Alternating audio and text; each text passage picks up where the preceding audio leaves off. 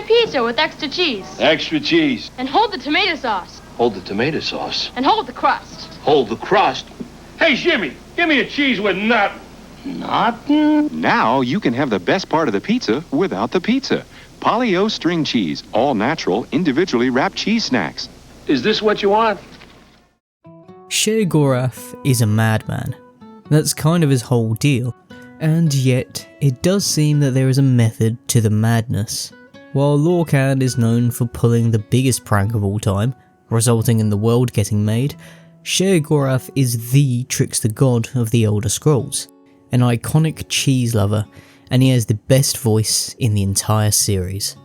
He's probably one of the most iconic Daedric princes around, and in some ways, while he is mad, he's sort of the guy we know the most about on a personal level. That doesn't make his personality any easier to understand though. That might also be because we technically become him in Oblivion, but we'll get to that later.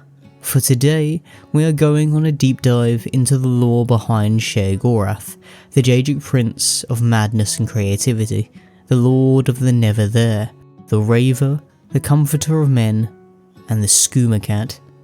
Wait, the Skooma Cat? This guy is also a narcotic drug house cat on top of everything else. Oh man, this is going to be a madhouse. Wonderful! Time for a celebration! Cheese for everyone! So, this is episode 4 of my Daedric Prince series, and if you've watched the others, you'll know that I usually begin by talking about what the specific Daedric Prince actually is, although it's a bit more complicated with Sheogorath here. I usually go on about Etarda, Aedra, Daedra and the Magna Gi, but you can watch my other Daedric Prince videos for that, because it's not the most relevant for Sheogorath here. Now he is the Lord of the Shivering Isles, also known as the Madhouse, although this realm didn't always belong to him, and seems to be older than his existence. Kind of. You see, Sheogorath might technically be the youngest of the Daedric Princes, and yet he is also one of the most dangerous. If you've played the Shivering Isles before, you more than likely know the story well, but Uncle Sheo here, the Mad God, actually began as the complete opposite, Jiggalag, the Daedric Prince of Order. Before recorded history, there was a time when Jiggalag had grown incredibly powerful, so much so that every Daedric Prince grew wary of him. Some Jiggalag glazers even feel that, at this point, the Chrome Dome over here was the greatest of the Daedric Princes, his influence of order spreading across the seas of Oblivion. And apparently Oblivion has seas, for some reason. It might be a case of space being the sea, kind of like how space in D&D lore is called the Astral Sea. But either way, the other Daedric Princes weren't all too happy about this, so they got together despite their differences. You see, Jiggalag's idea of order is where nothing really is allowed to happen. Everything's just husks, and we get an idea of this through his subjects, which we'll get into later. And it's believed that Jiggalag wanted to bring this brand of order to everything. So, with their powers combined, the Daedric Princes put a curse on Jiggalag to stop him, turning him into his opposite, the thing that he hated most, madness and creativity incarnate. He became Sheogorath, got some drip, and transformed the Shivering Isles, although the transformation was only roughly 99.999% complete.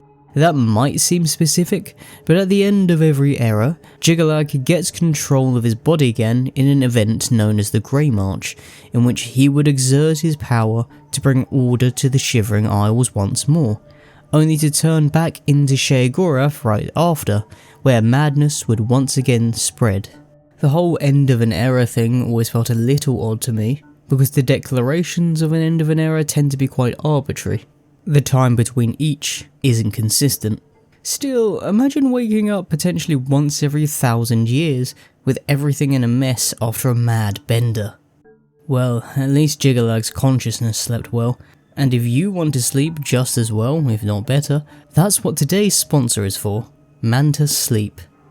Manta Sleep is here to make your naps and kips so good that even a baby would be jealous, and trust me, babies can get jealous, giving you the energy to go full Sheogorath in the day, while bringing Jiggalag's order to your nights. They sell these sleep masks with these eye cups that you can adjust to fit your nose and use to alleviate pressure from your eyes. Speaking of your eyes, your vision will be pitch black, meaning that pesky summer sun isn't going to creep in and wake you up at 5 in the morning.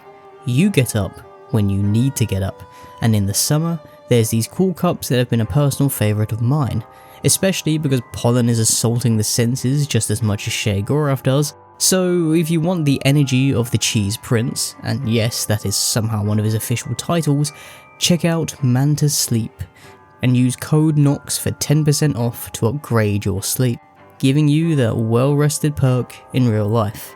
Anyway, back to the video. It should be noted that Sheogorath despises the idea of his counterpart just as much as Jiggalag does.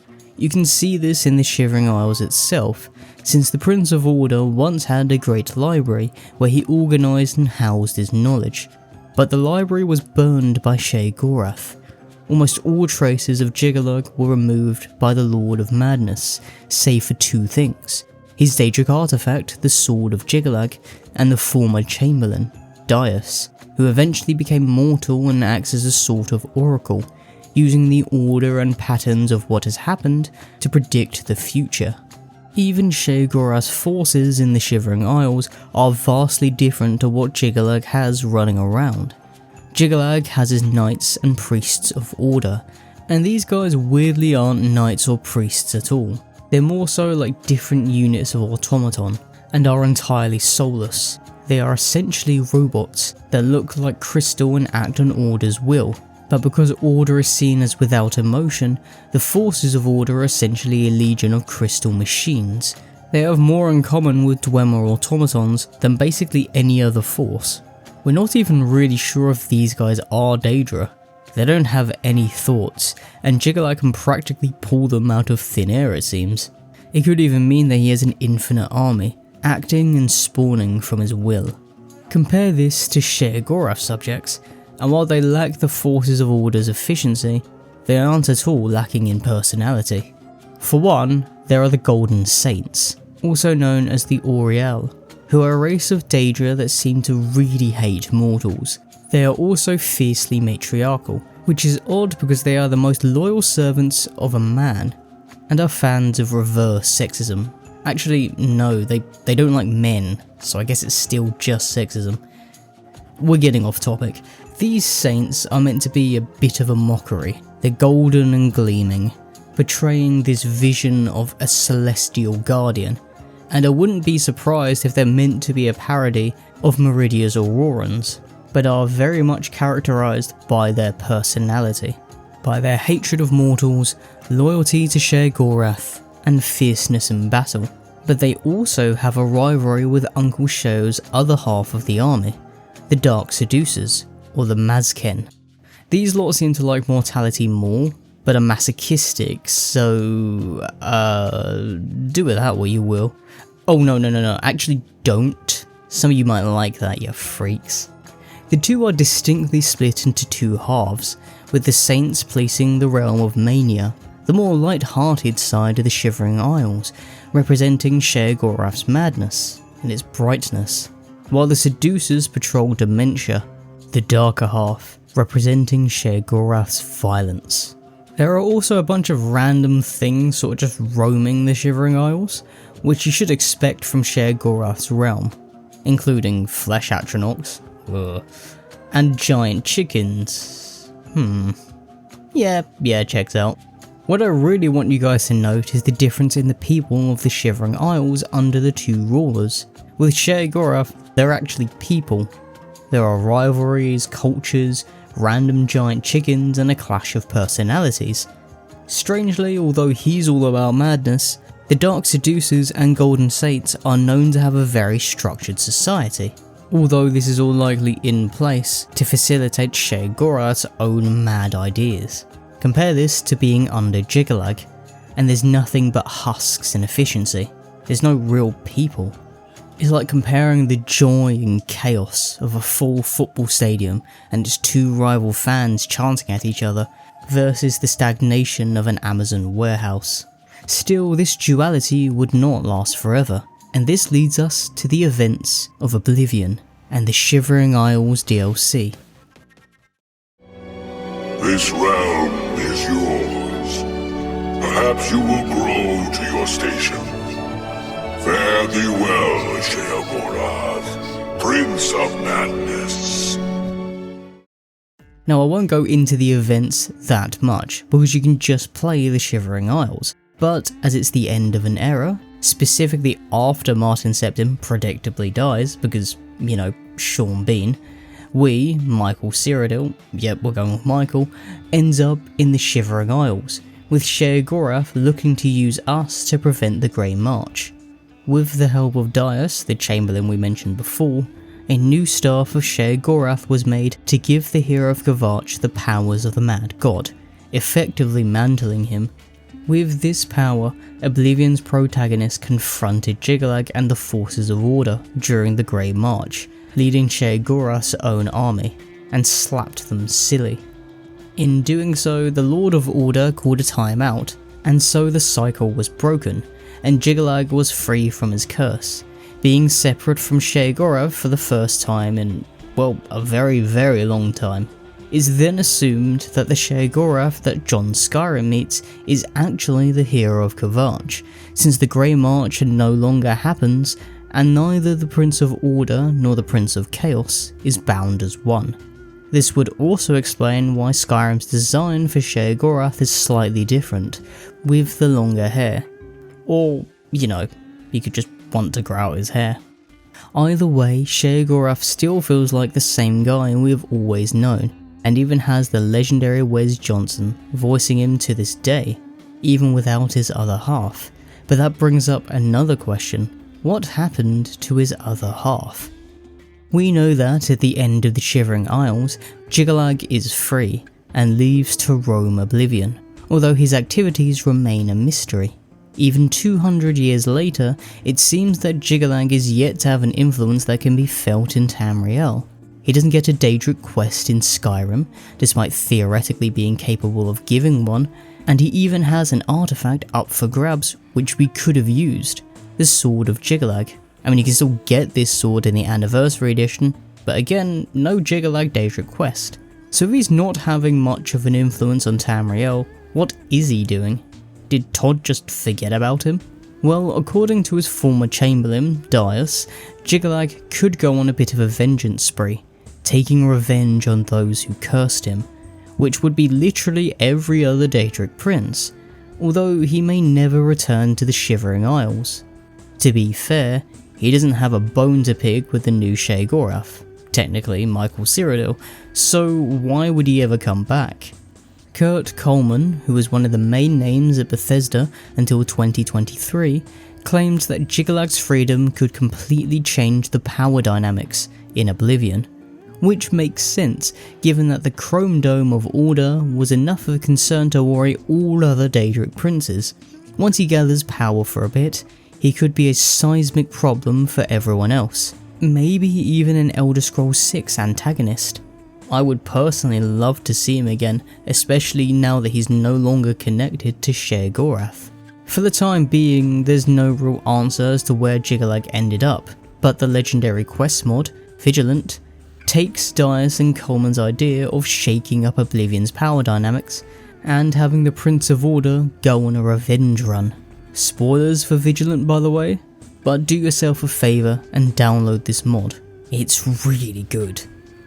So, in the final act of Vigilant, we find out that Jiggalag seeks to find himself a new realm in Oblivion, and he sets his eyes on Cold Harbour, aka the realm of Molag Bal, with the invasion being described as another Grey March.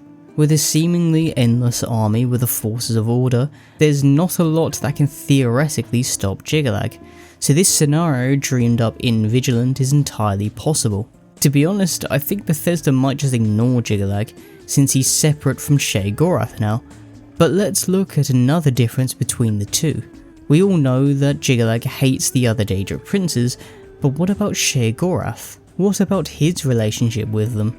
Well, it's not so cut and dry, and he famously has the 16 Accords of Madness, essentially him pranking the other Daedric Princes using a mixture of mad creativity and witty tactics. We unfortunately only have 3 of these Accords, 6, 9 and 12, but you'll get a strong idea of what Sheogorath is all about in these 3 volumes. So let's begin numerically with a summary of Volume 6, Hircine.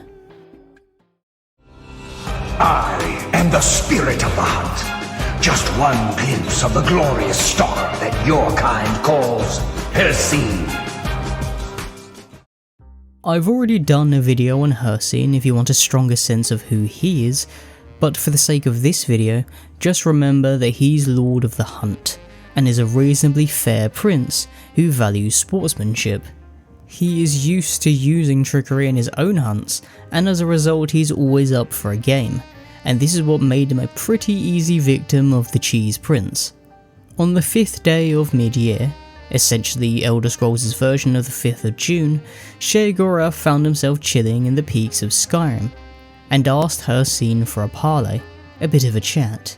The 5th of mid-year is known as Hircine's summoning day, so he didn't really have much of a choice but to show up, although he was intrigued by Uncle Sheo's summoning.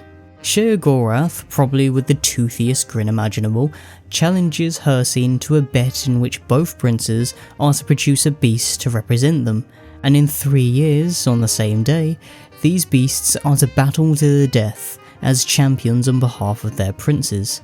Hircine, believing this to suit him better than Sheogorath, agrees and goes right back home to the hunting grounds to start working on his Pokemon. Because yes, Sheogorath essentially challenged him to a Daedric Pokemon battle. Knowing the Lord of Madness to be a trickster, Hircine brought out his legendary Pokemon, an abomination of an ancient Daedroth, whom he imbued with lycanthropy, making it an unspeakable horror beyond even his greatest hunters. Understandably, Hircine went into the bout with Sheogorath 3 years later pretty confident, finding his opponent chilling on a rock. He brought out his Daedroth, whom I will call... Cupcake. Yes, Cupcake. Now, Cupcake, probably flexing his muscles, was just as surprised as his master to see Sheogorath standing aside to reveal a tiny colourful bird as his champion, perched on the rock, its chirp barely audible in the gusts. As soon as the Lord of Madness made his grand reveal, it was on sight, and Cupcake came charging in, slamming into the rock, leaving only rubble. But this was not the end for the bird. Let's pick a name for it. Megatron. Yes, Megatron. Now, Megatron had deftly evaded Cupcake's assault and floated onto its bloody maw, chirping as if nothing in the world bothered it.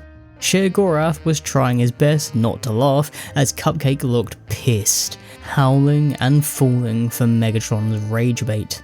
In that rage, it began to claw at his own snout, trying to tear Megatron apart, but all Cupcake managed to do was blind itself, tearing its own maw to shreds.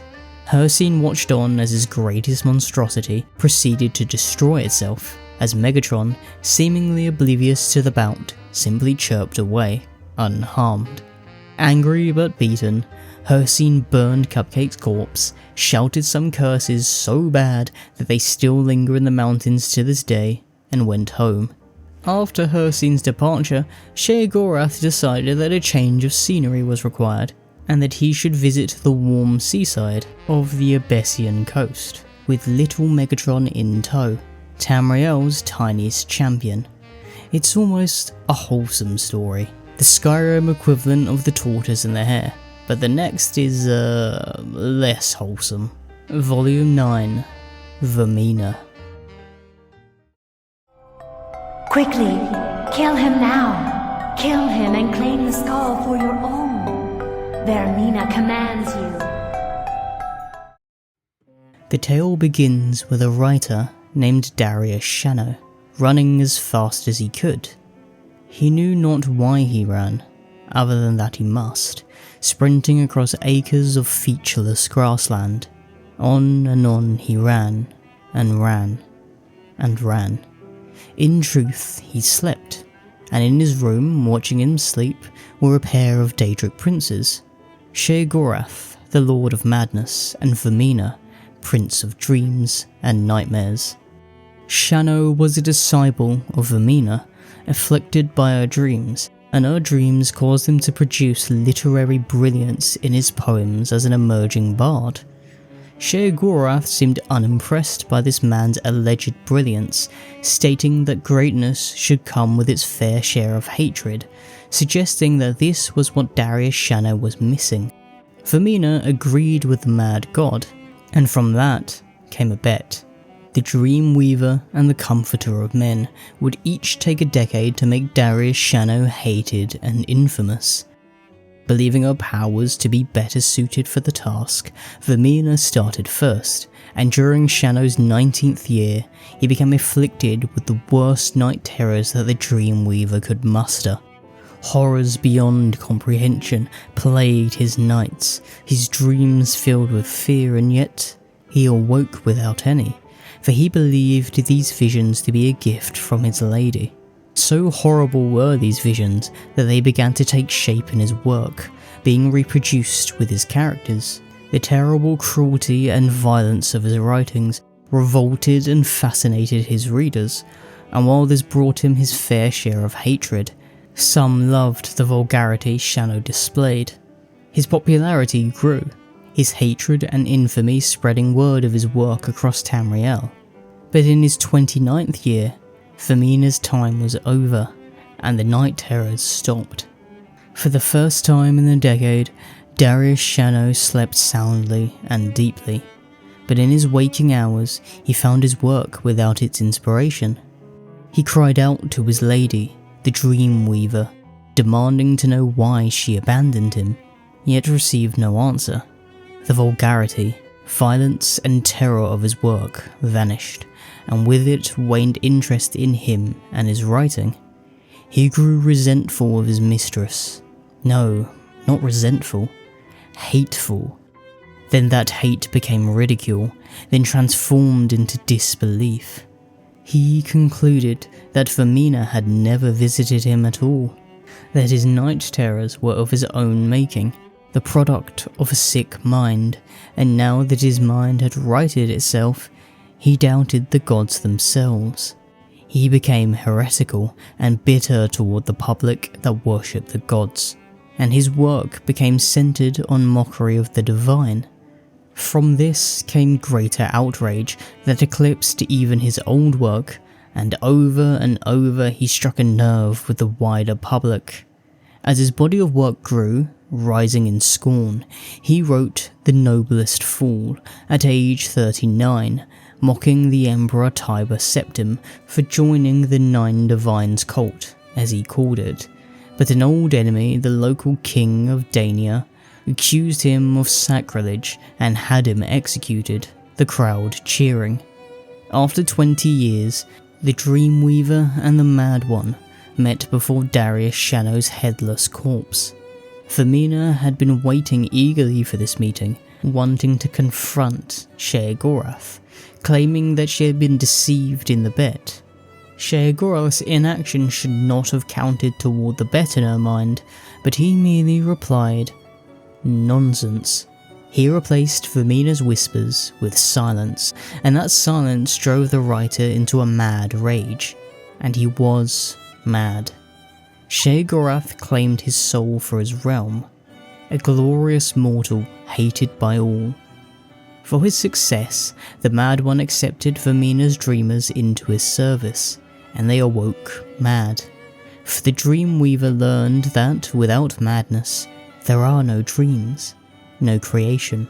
It was a lesson she would not forget. But Sheogorath is not someone always looking to teach. One cannot always learn from the method to his madness, as Malacath discovered in Volume 12. And has earned the fate of all who follow that path. The tribe may yet survive. but only if you are willing to do what is right. Before they had built the city of Orsinium to call their home, orcs were an ostracised people. They still kind of are, but it was worse then. And yes, I'm done with the dramatic summary Vaermina got. Malacath's story is too long for that. Although if you want to know more about Orc Dad, there's this video. But during this ancient time, the land that the orcs could find was won by their champions, their crusaders. We follow one such champion here, Emeg Grokeira, the bastard son of a young maiden who died in childbirth. It's starting very Game of Thrones-like. Now Emeg was raised by the tribe's shaman, and on his 15th birthday, he forged himself a suit of scale armour and left his village for the last time as an orc crusader, as was their way. Word of his exploits reached home, and even Bretons would learn to fear him. He was approached by a stranger, speaking the language of the orcs despite not being one, and stated that he knew the young crusader through his exploits.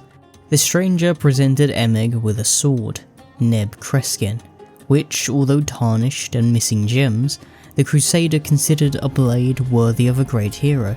While Emeg saw through the stranger's salesman tactics of bigging him up, he ultimately traded some furs, food, and some coin for the exotic blade. By the morning the stranger was gone, his pockets heavier, and his stomach full. It was a few days before Neb Kreskin would be unsheathed. Emeg enjoyed relative peace, hunting small game with bow and arrow, but he eventually heard something creep in the fog, and cautiously drew his blade. He was unsure what happened next.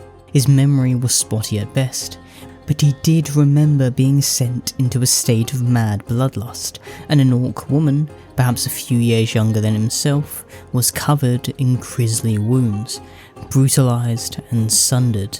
In disgust, Emeg threw Neb Kreskin away and ran, leaving the woman's corpse in the woods.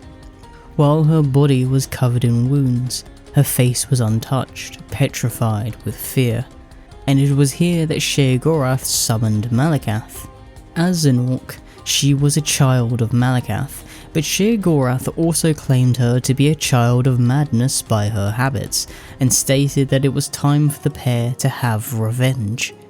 Sheogorath would help Malacath hunt the murderer down, but in exchange, he would use a weapon of the Mad One's choosing, so that the soul of the criminal would end up in the Shivering Isles.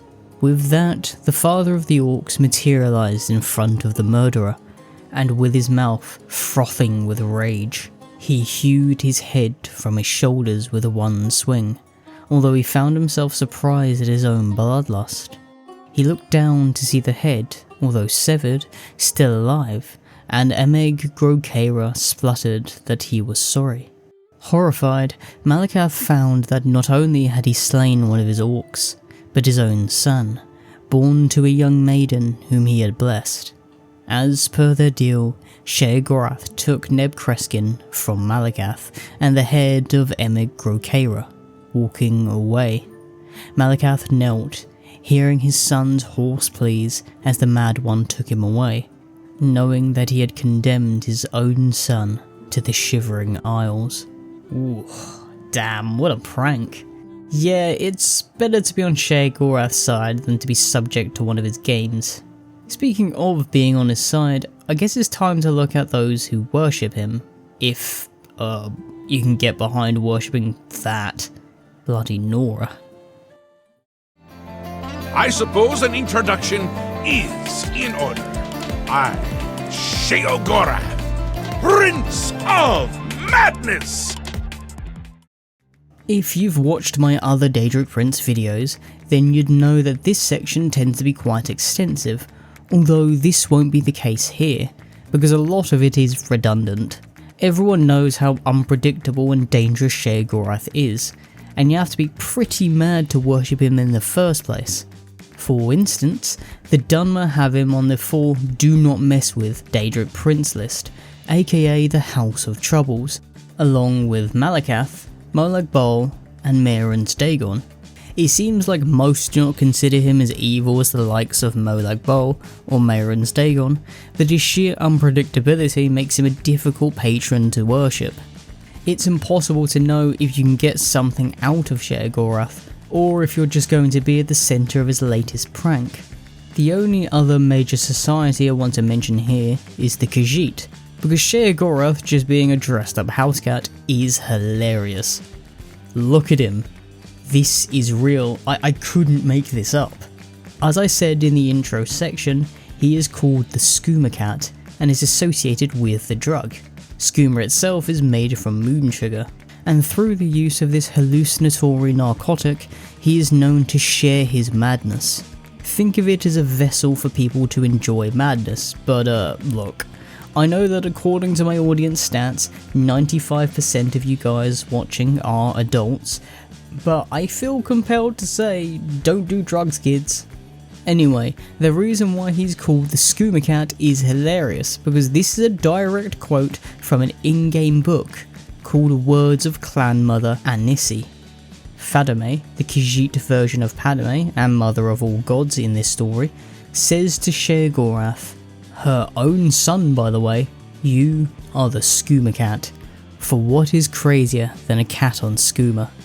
You cannot make this up.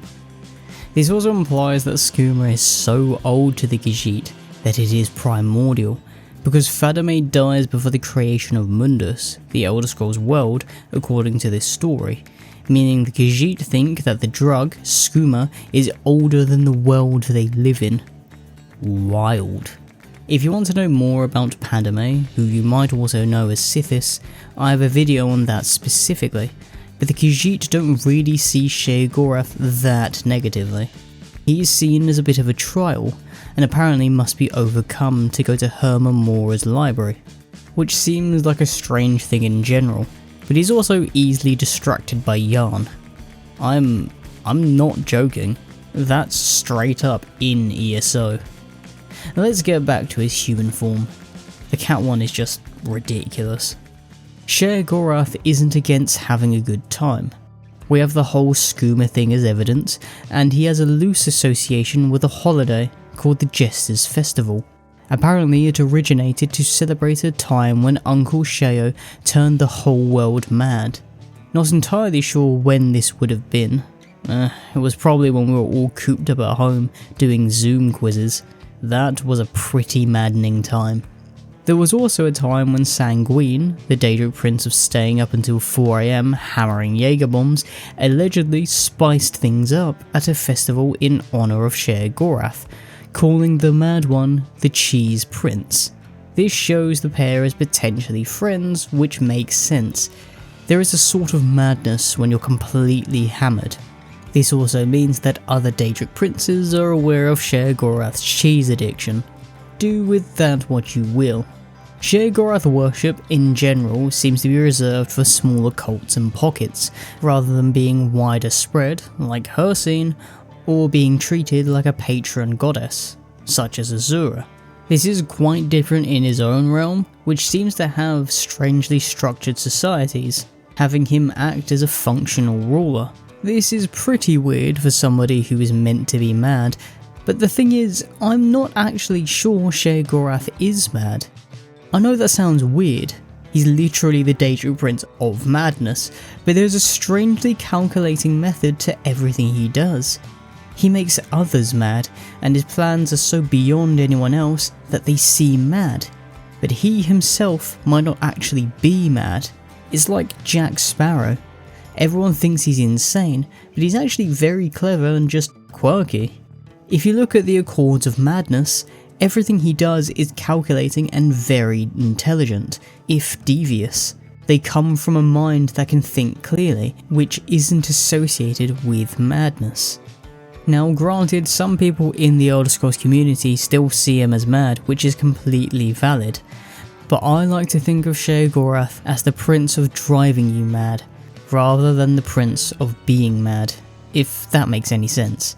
He just seems to have fun in completely messing with people and driving them mad, and because he'll do whatever he can, or wants to get that done, he is completely unpredictable. This is sort of why he doesn't make sense to us. We cannot see the method to his madness. There is also a bit of a debate as to whether he's the most powerful Daedric Prince, because he inherited Chigalagh's power, although he obviously presents it in a different way. His true strength has nothing to do with his power. It's all in his intelligence, his cunning and his unpredictability. Everyone knows he's up to something, and yet they cannot stop it. They cannot see how to stop it, because they cannot see the winding path that Sheogorath takes. They see it as nothing but madness, but for Sheogorath, that path is as clear as day. The most dangerous part of it all is that he revels in this. I mean, at least he's having fun. Just look at his most famous artifact, the Wabberjack. It can straight one-shot people by turning them into sweet rolls. Let me put it this way, Mehrunes Dagon has a dagger that can rewrite reality to one-shot people, but Sheogorath's Wabberjack one-shots people by just turning them into a sweet treat. It's crazy.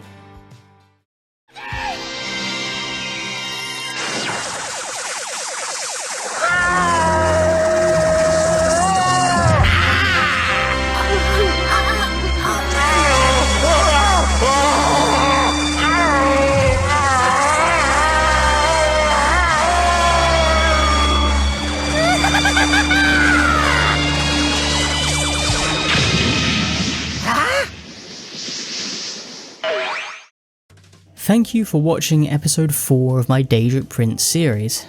Damn, 4 already. We're really getting through these. Only 12 left.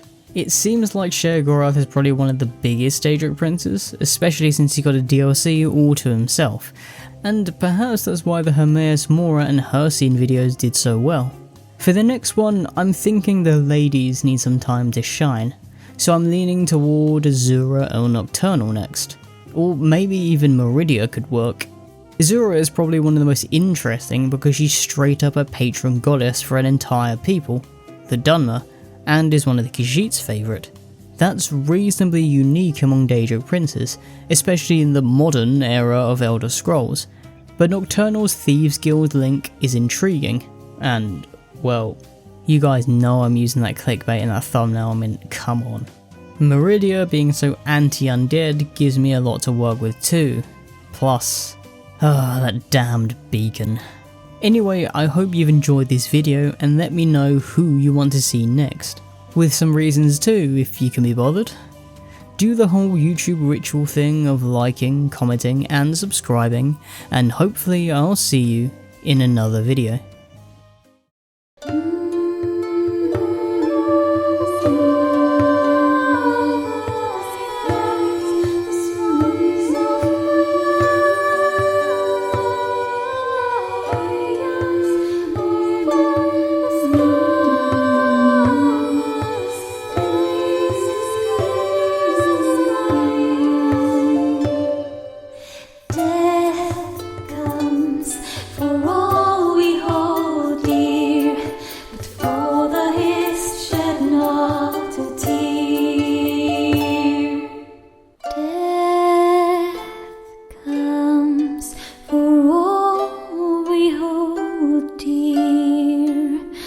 But for the Hist shed not